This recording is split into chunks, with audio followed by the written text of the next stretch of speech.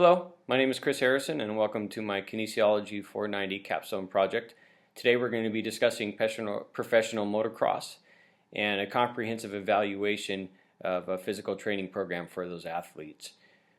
Sports analysis that we're going to be discussing will focus on professional athletes ranked in the 450cc class of the Professional Motocross Series. The top athletes all compete in the American Motocross Association's National Motocross Series, as well as the Arena Supercross event. The Arena Supercross Series is conducted on a man-made course and spans over a 4-month period from the months of December through May. This Supercross Series is made up of 17 rounds with a final 18th round for racers who qualify with enough points at the end of the year or at the end of the series to be crowned AMA Supercross champion. Every night, each class runs 2 heat races. The top 9 finishers transfer to the main event. Both classes will then run a last chance qualifier. And what this last chance qualifier is it allows those guys who weren't within the top 9 initially to make the main event at the evening. This Supercross portion consists of 2 to 3 races per night, as we just discussed, and each race lasts anywhere between 15 to 20 minutes, and again they're conducted on a weekly basis. The Lucas Oil AMA Outdoor Series pretty much starts right after the Indoor Supercross Series ends in May, and it lasts all the way from May into August within the summer months. Most professional riders within that 4cc class do race in this event as well. And the series is made up of 12 races around the country, and again they're spread out over 4 months. Riders racing in these events race 2 30-minute motos plus 2 laps. Lap times average around 2 minutes, making the race from start to finish around 35 minutes in total. By design, there is always at least 2 hours in between each moto, so that there's proper time for rest and rehydration.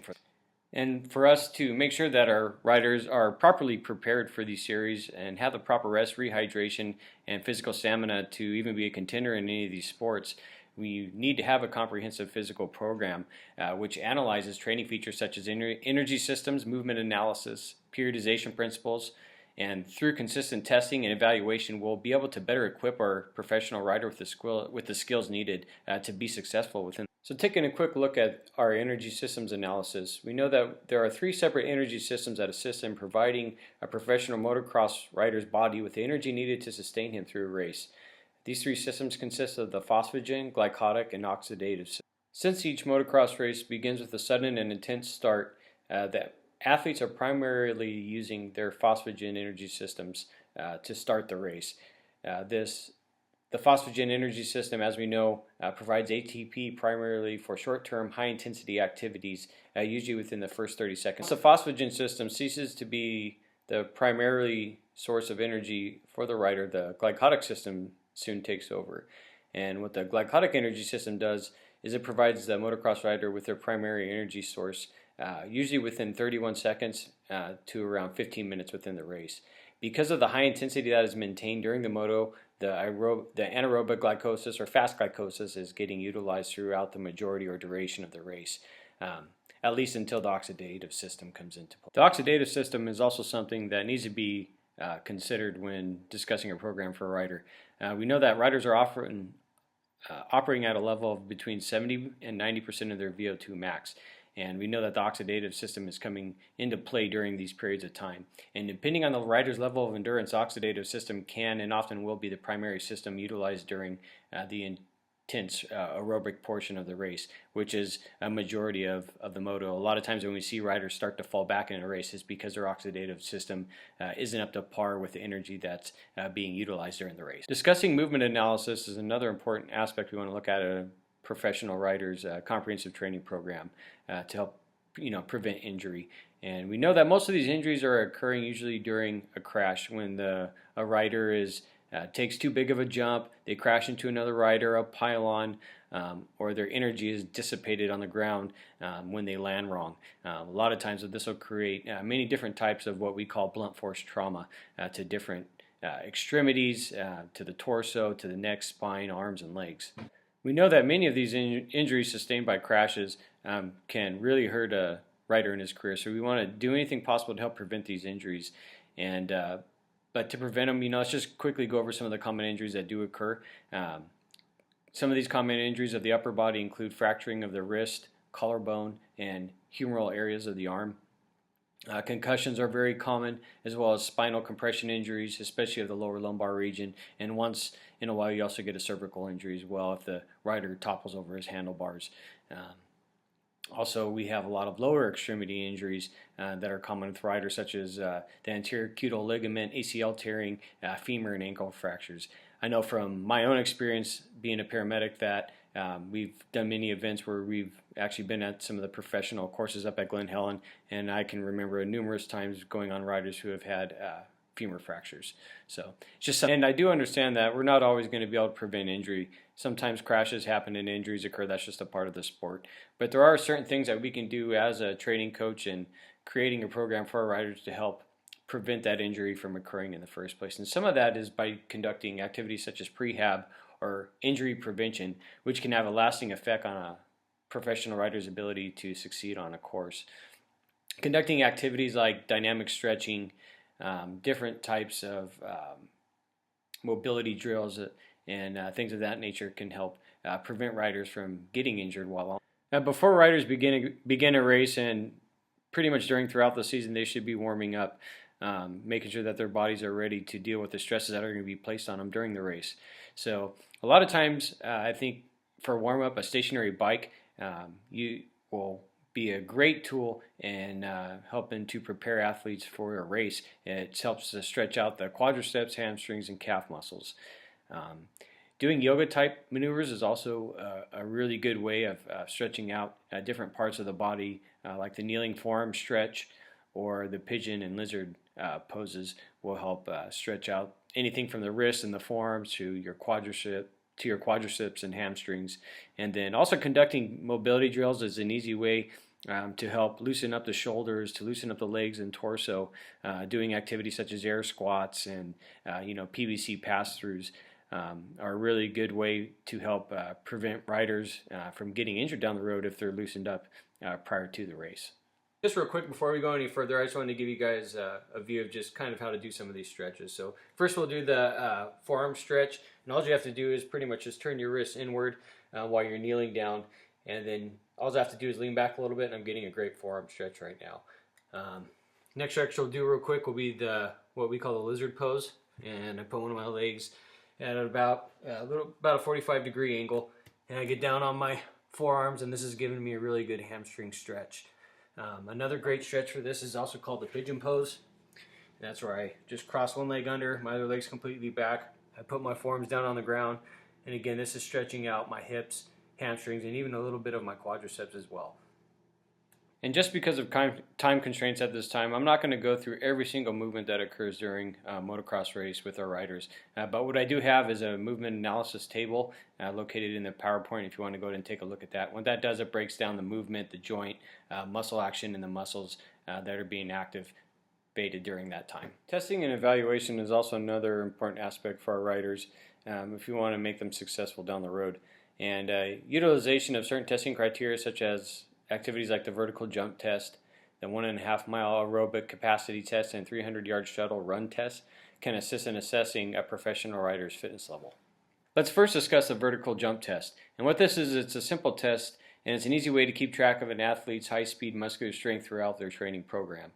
The data collected will help the trainer determine an athlete's baseline and possible gains and or losses in anaerobic muscular power. And we all know, again, this is extremely important for a motocross rider. Another great test for our athletes could be the 1.5 mile run. And the reason this is a good test is because the data gathered through the timing of this event will help provide a better baseline as well as potential decreases in the time it takes for an athlete to run 1.5 miles. This helps in assessing improvements in the athlete's aerobic capacity, which is absolutely essential during a motocross race. Lastly, the 300-yard shuttle is another important testing and evaluation measure. The data will provide a time score for an athlete that will determine their baseline and possible decreases in the time to perform the test. If a decrease in the athlete's time occurs, it will show improvements in the athlete's phosphagen and lactic acid energy systems and their ability to provide the energy necessary during anaerobic type. Steps on how to conduct the vertical jump test, 1.5 mile run, and 300-yard shuttle are all located on the PowerPoint if you'd like to access that. The periodization program for our riders is going to be as follows. At least this is what I would choose to do. The following is going to consist of one macro cycle, which is a year, and it consists of 3 mesocycles. The first 2 mesocycles make up the off-season for the professional rider and the preseason, each lasting 8 weeks apiece. Within these mesocycles are 4 microcycles of training routines that will help prepare the rider for the in-season. A mesocycle of 4 months is dedicated to in-season training, utilized to maintain the rider's fitness level during the competition period, while peaking strength and power by further training intensity, but also slightly decreasing the volume down to 2 to 3 days per week instead of 5 or 6 days per week that we saw within the other micro mesocycles. So our off-season training program is going to consist of the following. Weeks 1 through 8 are all going to be conducted with split routines. The first weeks 1 and 2 are going to be conducted training at 3 days per week at 60% of their 1 rep max for strength training and 40% of their 1 rep max during endurance training. In weeks 3 or 4, the athletes are going to conduct their workouts 4 to 5 days per week at 70% of their 1 rep max for strength and 50% of their 1 rep max for endurance. And during weeks 5 and 6, that training is going to go up to 6 days per week, and the athletes are going to be doing 80 to 85% of the 1 rep max for strength and 60 to 67% of their 1 rep max for endurance. And then in weeks 7 through 8, we're going to go ahead and take it down a little bit and cut it down from 6 days to 3 days per week. And they're going to be conducting 60% of their 1 rep max during strength training and 40% of their 1 rep max during endurance. Following the off-season, the next 8 weeks are going to consist of our preseason training program. And the only difference with this, we're going to still be conducting split routines. The 1 rep max are going to continually increase during the weeks 1 through 5 and decrease during week 6 as endurance picks up during that time as a racer becomes closer to the end season. Weeks 1 and 2 are going to start off at 3 days per week. The rider is going to be doing 70% of the 1 rep max during strength training and 50% of their 1 rep max during endurance training. During weeks 3 and 4, the days per week are going to go up to 4 days per week. The rider is going to be conducting 80% of their 1 rep max during strength training and 60% of their 1 rep max during endurance training.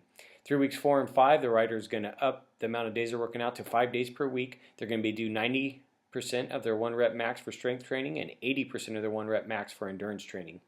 Through weeks 6 and 7, the 1 rep max is going to decrease. They're going to be working out 6 days per week at 70% of their 1 rep max for strength training, but their endurance training is going to increase to 90% of their 1 rep max.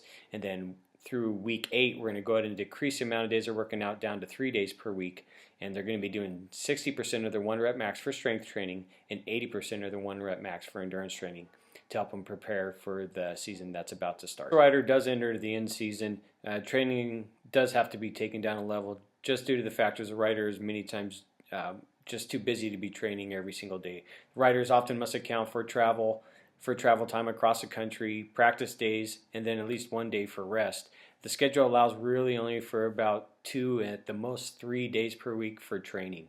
So for the entire in-season schedule, we're going to still conduct split routines, but they're going to be done 2 to maybe 3 days per week at 60% of their 1 rep max for strength training and around 40% of their 1 rep max for endurance training. And the reason we're doing this, we just pretty much want the athlete to maintain the strength and endurance that they currently have.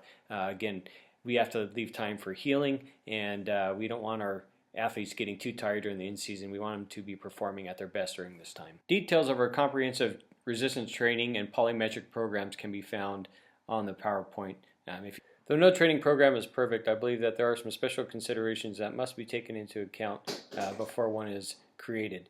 There are numerous physiological variables that make professional motocross and its riders some of the most elite athletes in professional sports. Remember, most of these professional athletes are in season on average 8 months out of the year, racing in weekly points-based events several times a day/night, with races lasting anywhere from 15 to 20 minutes apiece in the AMA Supercross Series and 30 to 35 minutes apiece in the AMA Lucas Oil Outdoor Series. Some other of these special considerations include that most of these riders are operating close to, and if not even higher than, 75% of their VO2 max, which is very high for a consistent, prolonged period of time, which is also rare in professional sports. And if this doesn't seem hard enough, we also must take into account the countless hours of training which occur between races to keep these professional athletes in top physical shape. Many times these riders are also having to contend with injury while taking into account travel time across the country to be able to compete in the next race. And I believe that our comprehensive training program for these professional athletes does take into account these special considerations, and that is why I believe it is good for promoting agility, endurance, and strength for our professional motocross athletes.